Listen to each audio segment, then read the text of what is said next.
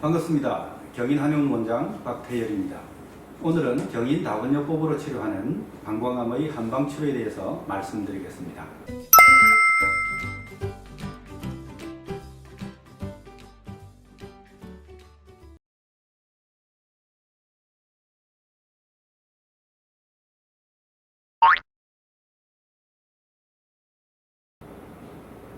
다음은 한방치료법입니다. 방광암의 한방치료는 외과적인 어떤 절제술 없이 방광에 있는 종양을 소멸시킨다거나 재발을 억제시키고 무병 기간을 연장시키는 것을 목표로 이렇게 치료를 할 수가 있습니다. 그동안의 임상 경험을 통해서 한방치료가 이러한 목표를 달성하는 데 매우 유용하고 도움이 될 수 있다는 것을 저는 믿습니다. 실제로 한방치료를 한 환자 케이스라든가 통계 자료도 잠시 후에 제가 소개하도록 하겠습니다. 한방 고문헌에는 방광암이라고 하는 이런 명칭은 따로 정해진 것이 없습니다. 하지만은 고문헌이 저술될 그 당시에도 방광암은 있었고 또 그 당시에 의사가 관찰하고 그 시대의 언어로서 표현한 방광암과 유사한 증상과 어떤 치료 기록은 우리가 책에서 많이 볼 수가 있는데요. 그런 그 기록은 주로 요혈이라든가 아니면 여기 있는 이 인정, 그리고 인정 중에서도 혈림에 관한 이런 내용, 그리고 융패라고 하는 이런 범주에서 방광암을 치료했던 그런 기록들을 우리가 찾아볼 수가 있겠습니다. 한방진단에서는 이 변증 진단이라고 하는 고유의 그런 진단 체계가 있습니다.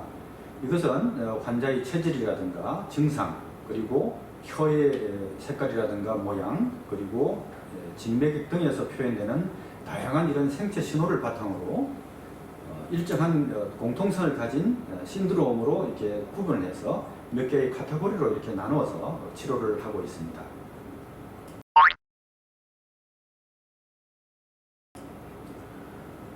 방광암을 치료하는 치료법 중에 경인다원요법이라는 것이 있는데요. 이 방광암의 한방치료는 한약이라든가 침, 뜸, 그리고 부항, 약침, 매선요법 같은 이런 다양한 치료법을 사용을 합니다. 근데 이 경인다원요법에서는 이 환자의 그 변증 결과에 따라서 한방치료법을 이렇게 한 가지만 이렇게 쓰는 것이 아니라 두 가지 이상을 이렇게 같이 한방치료법을 같이 사용해서 이렇게 치료를 하고 있습니다. 경인다원요법의 특징을 간략하게 요약해 보자면은 이렇게 한방치료법을 한 가지만 쓰는 것이 아니라 두 가지 이상 이렇게 병행해서 이렇게 씀으로 해서 각각의 그 치료의 그 시너지 효과가 유발될 수가 있다라고 하는 것이고요. 그 다음에는 또 이 한방치료법을 사용해서 치료를 하게 되면은 빈뇨라든가 급박뇨라든가 야간에 소변을 자주 보는 이 야간뇨, 그리고 혈뇨 같은 이러한 증상들을 호전시키고 그리고 또 삶의 질을 개선하는 그런 효과가 있습니다.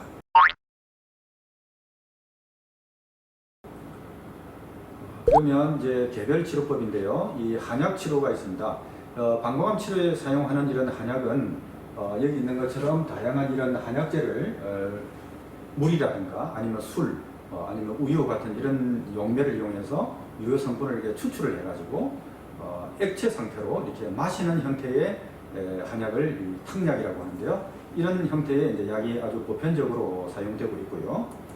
그 외에도 이 한약에서 어떤 유효 성분을 추출해가지고 이렇게 환의 형태라든가 아니면은 이런 그 엑스산 형태로 이렇게 마시거나 먹거나 아니면은 시럽 형태의 이런 약물들을 만들어서 먹기도 하고 또 이렇게 캡슐에다가 넣어서 약을 먹기도 하는 그런 다양한 제형이 있습니다.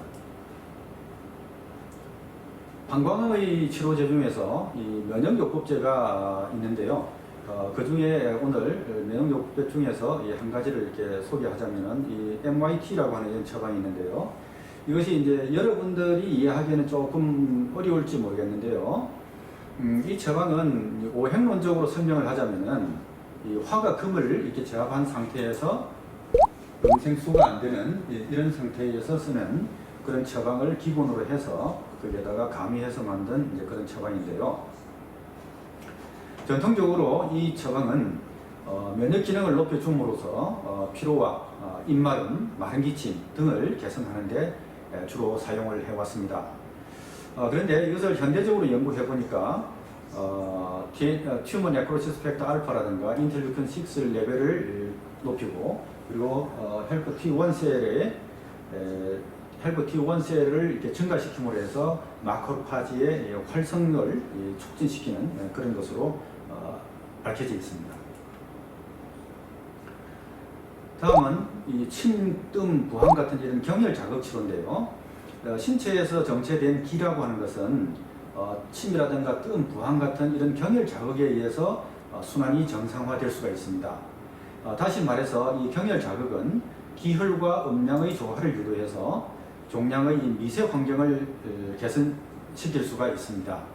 방광암에 대한 침, 뜸, 부항 같은 이런 경혈 자극 치료는 주로 팔이라든가 다리, 그리고 골반, 허리 이런 곳에 있는 경혈을 사용해서 치료를 합니다. 이것은 경혈 자극 치료가 어떤 기전을 거쳐서 방광암을 치료하는데, 또 방광암과 관련된 이런 증상을 개선하는데 도움이 되는지 신경 전달 체계를 이용해서 이것을 증명한 번스타 교수의 퓨리너직 시그널링, 그러니까 퓨린 신호 가설로서 설명을 하고 있는 것입니다. 여기 있는 것처럼 이렇게 경혈 자극을 이렇게 주게 되면 아데노신 트리포스페이트라고 하는 물질이 분비가 되면서 이것이 퓨리너직 리셉터에서 이 신호를 갖다가 받아들여서 신경 전달 체계를 따라서 척추 신경을 따라서 이렇게 뇌로 이렇게 신호가 전달되고, 그 뇌로 전달된 이 신경 자극 신호가 다시 운동신경을 따라서 자율신경 조절을 통해 가지고 방광이나 다른 이 조직의 치료 효과를 유발하는 어떤 그런 일련의 과정을 증명한 것입니다. 이것은 경혈 자극 치료의 치료 기전이기도 하고, 동시에 방광암의 항암 기전 중에 하나로서 이렇게 알려져 있습니다. 경혈 자극 치료의 효과를 현대적으로 연구한 여러 자료를 통해 가지고 침은 신경계라든가 내분비계, 그리고 면역계를 조절하는 그런 효과가 있어서 암 환자의 정상을 개선하기 위한 치료법으로서 인정되고 널리 사용되고 있습니다.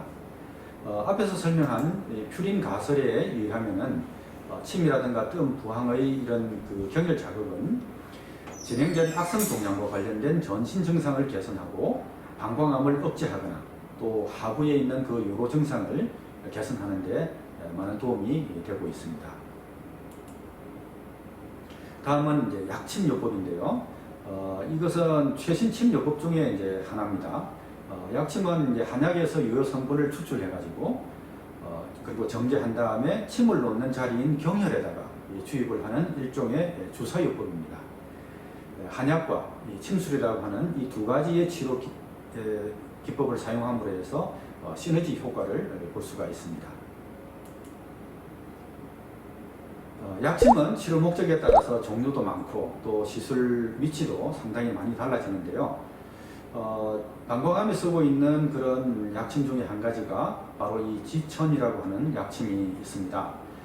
이 지천 약침의 한약 성분은 튜머 네크로시스 팩터 알파라든가 인터루킨 6의 분비를 갖다 촉진하고 또 B셀의 이뮤노글로불린 G의 생성을 촉진함으로 해서 모노사이트의 종양세포 탐식 작용을 증가시키게 됩니다.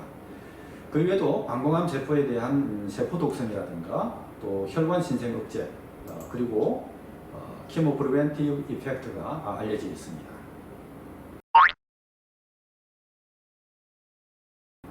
그러면 이러한 한방치료는 언제 시작하는 게 좋을까요? 한방치료를 하는 시기는 수술 전 치료가 있고 또 수술 후 하는 그런 프로그램이 있습니다.